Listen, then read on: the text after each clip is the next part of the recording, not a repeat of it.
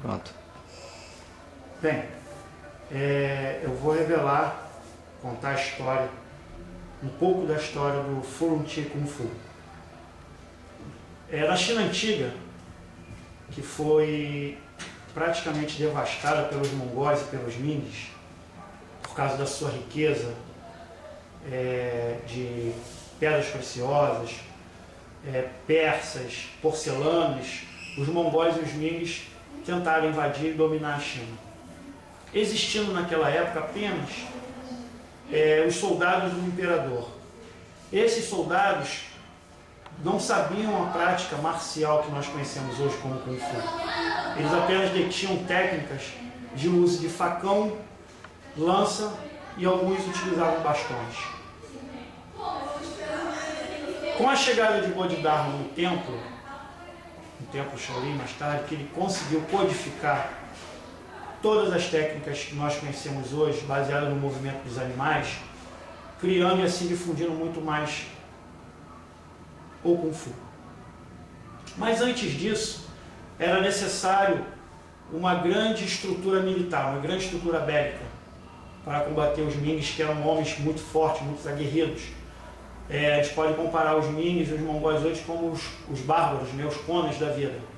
Eram homens muito fortes, muito corpulentos, que usavam carapaças de couro, onde os soldados chineses não podiam penetrar, fazendo com que os monges começassem a desenvolver técnicas marciais para poder defender o templo. Porque o mongol sabia que a grande resistência viria de dentro do templo. E aí Shaolin caiu pela primeira vez, foi queimado.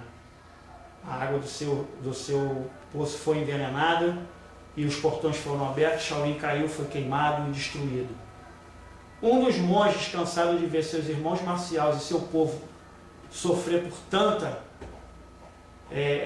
força do inimigo, e ele, com um poder marcial muito grande na mão, decide tolir tudo aquilo que ele havia aprendido dentro do mosteiro, que era não matar, principalmente um outro ser humano, ou como qualquer espécie que respirava. Ele decide se alistar no exército imperial. Conhecedor dessas técnicas, o imperador decide nomear o general Fan Lintan ao cargo de general. E ele cria o sistema Fu Chi. Mas antes de criar o sistema Fu Chi, ele recebe a missão de, com um número determinado de soldados, combater os mongóis. E numa determinada fase dessa guerra, ele se viu reduzido, ele viu seu exército reduzido. E ele começa a confrontar e tem uma brilhante ideia. Bem, o nosso número é menor que eles, estamos cercados. E ele dividiu mais o seu exército. Metade do seu exército durante o dia se defendia e atacava ao norte, enquanto os outros ficavam apenas na defesa para poder descansar, sem lutar, apenas se defendendo. E à noite, quem estava apenas se defendendo lutava. Daí ele teve a ideia de se criar um sistema marcial. E ele cria o Fu Chi. Ele consegue eliminar o exército inimigo, retorna para a China e tenta retomar a sua vida monástica. Mas depois de ter confrontado vários inimigos e feito tudo aquilo que ele não podia ter feito durante o seu juramento, que era principalmente matar, mesmo que fosse em nome do seu país, em nome do seu irmão, ele é proibido de voltar ao templo e continuar os seus ensinamentos budistas. Ele vai para o sul da China, onde predomina a filosofia taoísta, e dentro do Tao ele cria o Fu Chi. O Fu Chi é baseado em cima do sistema taoísmo, que é um sistema filosófico da causa e efeito.